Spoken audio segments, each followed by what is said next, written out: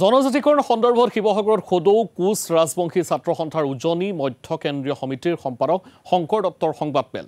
কোচ ৰাজবংশীসকলক একেটা মৰ্যাদাত ৰখাৰ দাবীৰ বিপৰীতে চৰকাৰৰ ভাগ বাটোৱাৰা কৰা নীতিত ক্ষুণ্ণ হৈছে সংগঠনটো। কোচ ৰাজবংশীসকলক জনজাতিৰ মৰ্যাদা প্ৰদানৰ ক্ষেত্ৰত STVৰ প্ৰস্তাৱ মানি লোৱা নহয় বুলি মন্তব্য নেতাগৰাকীৰ। সমগ্ৰ অসমত থকা কোচ ৰাজবংশীসকলক সমমৰ্যাদা প্ৰদান কৰিব লাগিব। জনজাতিকৰণৰ ক্ষেত্ৰত চৰকাৰৰ ভাগ বটোৱা নতুন মডেল নীতি কোনোপধ্যে মানি লোৱা নহয়। জনজাতিকৰণৰ বাবে চৰকাৰে দাখিল কৰা মন্ত্ৰীগোটৰ প্ৰতিবেদন এটা ললিপপ বুলিও তেওঁ মন্তব্য কৰে। দীৰ্ঘদিনৰ পৰা আমি 6 জনগোষ্ঠীৰ জনজাতিকৰণৰ বাবে দীঘলীয়া সংগ্ৰাম কৰি আহিছোঁ।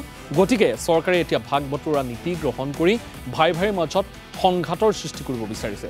6 জনগোষ্ঠীৰ জনজাতিকৰণৰ দৰে স্পৰ্শকাতৰ বিষয়টো যিদৰে বিধানসভাত উত্থাপন কৰিব লাগিছিল সেইদৰে উত্থাপন কৰা নহ'ল বুলিও তেওঁ মন্তব্য কৰে। 29 নৱেম্বৰ তাৰিখে শীতকালীন বিধানসভা অধিৱেশনত মন্ত্ৰীগোটৰ যি প্ৰতিবেদন, এই প্ৰতিবেদনখনক লৈ বিভিন্ন ধৰণৰ চৰ্চা আলোচনা হৈছে। কিন্তু আমাৰ কথা হ'ল কি, আমি কোচ ৰাজবংশী ছাত্ৰ সন্থা উজনি মধ্য কেন্দ্ৰীয় সমিতিৰ জন্মলগ্নৰ পৰা আমি দাবী জনাই আহিছিলোঁ যে কোচ ৰাজবংশীসকলক একেটা মৰ্যাদাৰে সমগ্ৰ অসমত বসবাস কৰা কোচ ৰাজবংশীসকলক জনজাতিত অন্তৰ্ভুক্ত কৰিব লাগে।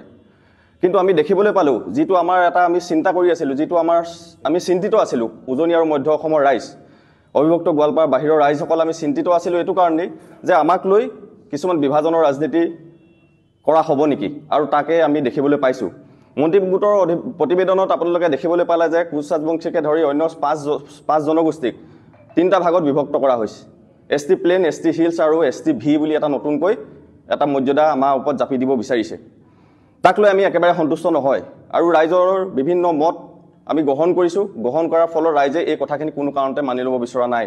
যিটো ভেলিটো সংবিধানত বৰ্তমান সময়লৈকে এটা নথকা এটা বস্তু আমাৰ ওপৰত জোৰ জবচ এটা জাপি দিব বিচাৰিছে।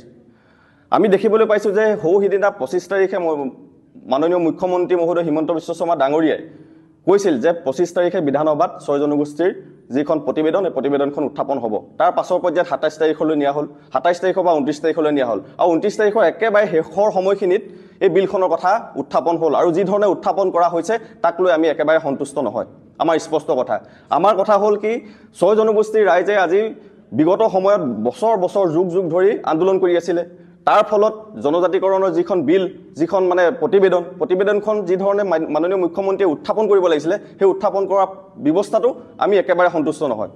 আজি আপোনালোকে যাতে সাধাৰণ এখন অৰুণোদয় আঁচনিত 100 টকা এটা বৃদ্ধি কৰিলে মাননীয় মুখ্যমন্ত্ৰীয়ে বিধানসভাত সগৌৰৱেৰে উত্থাপন কৰে, তাই গৌৰৱ কৰে, ভাল কথা।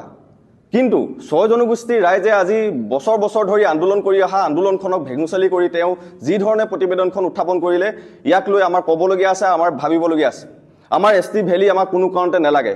আজি অবিভক্ত গোৱালপাৰা কোচ ৰাজবংশীসকলৰ ক্ষেত্ৰত এটা মৰ্যাদা দিয়া হৈছে আৰু অবিভক্ত গোৱালপাৰা বাহিৰৰসকলক STV এটা নতুন মৰ্যাদা দিয়া হৈছে। তাক লৈ আমাৰ ক'বলগীয়া আছে, আমাৰ চৰকাৰৰ প্ৰতি দাবী আছে। আমি ST ভেলি কোনো কাৰণতে নেমানো। সমগ্ৰ অসমৰ কোচ ৰাজবংশীসকলক সমমৰ্যাদা প্ৰদান কৰিব লাগিব। যি ধৰণে 1996ত কোচ ৰাজবংশীসকলক সমগ্ৰ অসমতে ST মৰ্যাদা দিয়া হৈছিল, ঠিক একেটা মৰ্যাদাৰে অসমত বিভাজন নকৰি, জাতিটোক বিভাজন নকৰি সম অধিকাৰ দিবৰ কাৰণে আমি আপোনালোকৰ মাধ্যমে আজি মাননীয় মুখ্যমন্ত্ৰী মহোদয়ক আমি দাবী জনাইছোঁ।